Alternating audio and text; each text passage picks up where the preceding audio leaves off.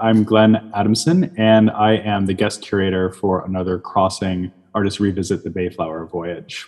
I'm a curator here in New York State, and I actually grew up pretty near to Plymouth, Massachusetts, where the Mayflower touched down in 1620. So I was, raised with this story about the Mayflower crossing as a kind of founding myth of the American nation. It so happens that I also had a chance to live and work in the UK for 8 years. So I was a curator and researcher at the Victoria and Albert Museum.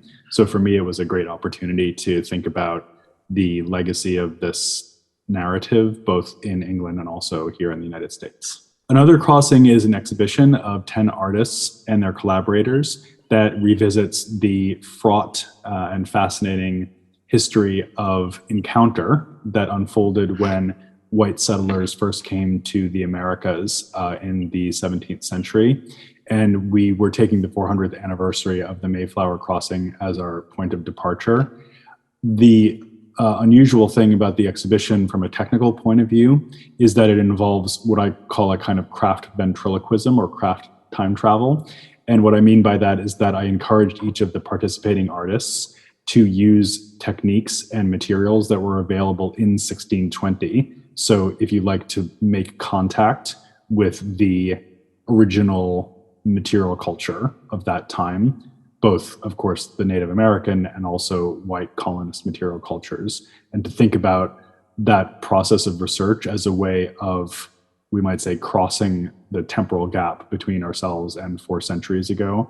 So it was really a way to try to create a space of acquiring knowledge and a kind of investigation of what was at stake at that time, and really thinking about the way that the ethical legacy of that event and everything that came from it could be expressed in aesthetic terms.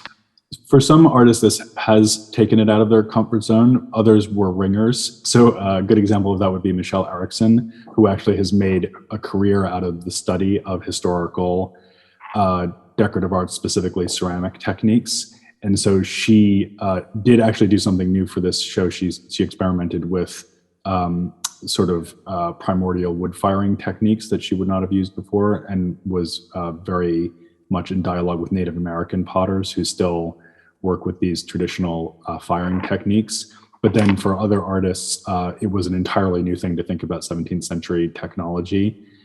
Just for example, Katie Schwab made a very powerful wall piece for the show called Welcome, My Friends, out of hand cut and hand forged nails. And that was clearly not a technique that she had worked with before. She, along with other artists in the show, were, however, very oriented towards materiality and also towards research as a kind of artistic process or artistic capability. So there was a good reason why I chose these 10 to be in the show. All of them I thought would be up for it and would be, interested in taking this journey together.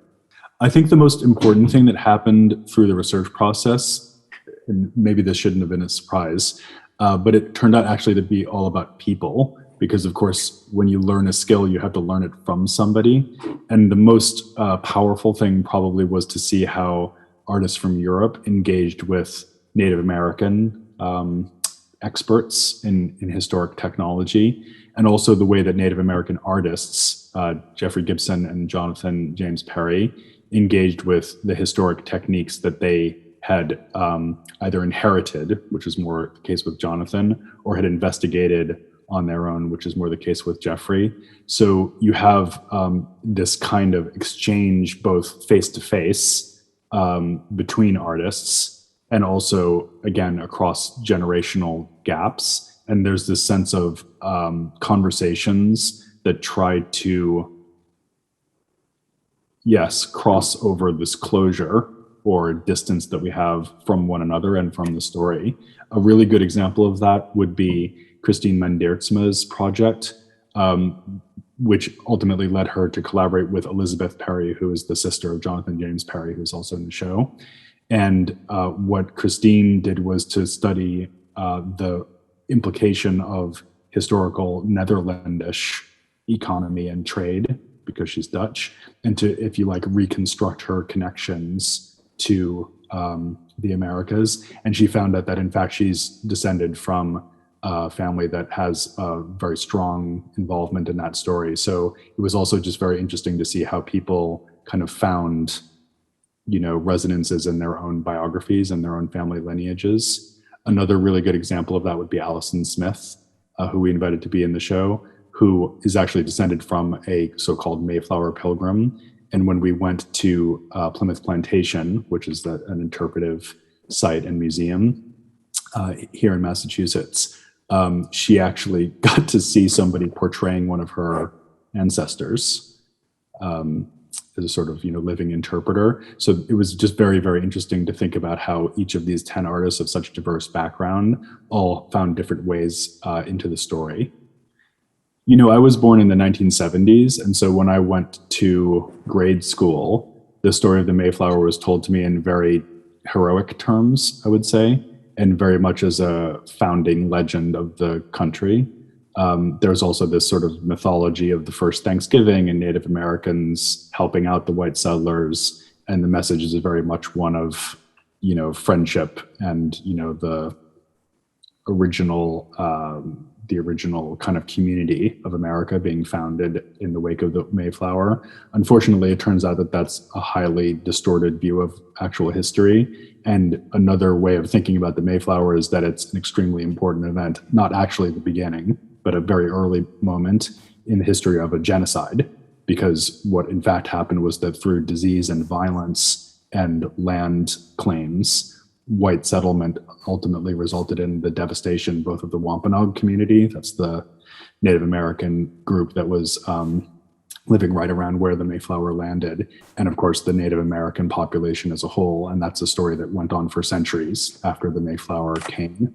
So you have this very, very fraught, conflictual set of narratives around this event.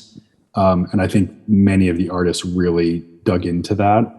A good example would be David Clark, who did this very powerful hanging piece called Portrait, which is oval in emulation of historic portraits, but is made of gunshot, basically. I actually got involved with the show at a conference at Plymouth. So I was there for one of the craft conferences that's been held there regularly. And I fell into conversation with the curators from the Fuller Craft Museum, which has been the partner institution with the Box on delivering this show, and also folks at the Plymouth College of Art, and who were in fact hosting that conference. And I sort of spontaneously said, oh, wouldn't it be interesting to do something entirely with 1620 era technology? And they really liked that idea and brought me on as a curator. So it came like a lot of good things come, over drinks during a break in a conference. So the artists were chosen on the basis of a couple of criteria. One is that I thought that they would be interested in the premise of working with historical techniques and both capable of pulling it off, because that's obviously a lot to ask, but also would have a sort of conceptual resonance with that idea based on their own research-oriented practice. I was also very interested in achieving a diversity among the group. So, wanted to make sure, of course, that there were Native American artists, British artists, also including Christine Mandeertsma from the Netherlands seemed important because of the role that the Dutch had in the Mayflower story. And then also other forms of diversity. So, representing subsequent generations of immigration, for example, which has been a big theme in Jocelyn Carr's work. And also thinking about the history of African Americans in the whole set of trajectories that evolves out of white settlement, obviously the slave trade. And that's a subject that Sonia Clark has researched a great deal in her work. Her project ultimately revolved around issues of textuality. So that's something she's thought about a lot, like making typefaces using kind of abstract typefaces using the imagery of African-American hair, for example. So thinking about legibility and opacity is a big theme in her work. And that would be a really good example of, an artist who's bringing a very strong perspective on issues of painful issues of history and finding ways of kind of making those live in her work. And that's really what I was looking for when choosing all the artists for the show. Well, it's important to say that the kind of critical moments of the show were two research trips that we took to Plymouth in the UK and then Plymouth in Massachusetts. And fortunately, those happened before the pandemic set in. So this is a while back now. And they were amazing experiences on both sides, having the opportunity to visit historic collections, including house collections in England, and also think about what that side of the Plymouth story is about and that side of the Mayflower story. And then similarly being in Massachusetts and having an opportunity to talk to people about how they were planning to commemorate the 400th anniversary of the Mayflower in ways that we found both interesting and in some ways troubling, I have to say. And also particularly having Jonathan James Perry as a kind of guide into the way that Native American sites have been both preserved and effaced in that area. That was really, really an amazing experience. And the work that he's made, which takes the form of a mashoon, which is to say a hand-carved, well, it's actually a burned out and then hand-carved canoe, essentially, that's hung from the ceiling in the exhibition. That in some ways is like a artistic manifestation of the energy that we had in these research trips, you could say, because what he was thinking about was the spirits of Native ancestors who had actually been brought to England and died there. The most famous is the so-called Pocahontas, and sort of sending a rescue vessel for their souls, if I could put it so bluntly.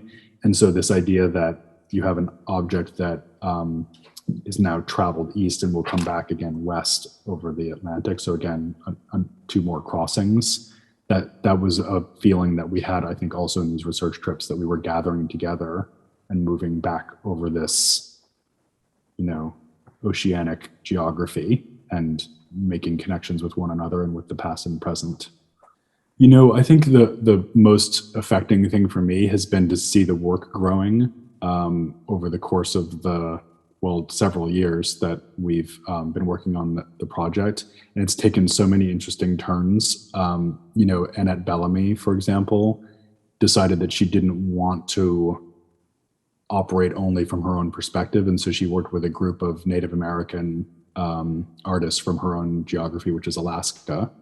And I would never have expected her to do that when inviting her to the show, but it's such a marvelous, generous project that she's created there. And I think in every single case, the artists that we were working with surprised me. And it was so different from working on a show where you're just selecting existing work that you've already seen pictures of and you kind of know what you're going to get. Exhibitions always have surprises, but this one has been nothing but discovery all the way along. And I really feel like in some ways it's the most positive way of thinking about the Mayflower Voyage, which of course was itself a process of massive discovery, and led to generations and generations of people who felt like they had that experience, obviously at the expense of people who were already here. And what I hope is that this show has that sense of amazement and surprise, but also is, the product of an older and wiser culture that can now reflect on the legacies that we've inherited. And I hope that all of that is in the show, both the sense of pleasure and hope, and also the sense of, a kind of acknowledgement of what's happened and the way that artists can help us process all of that at once.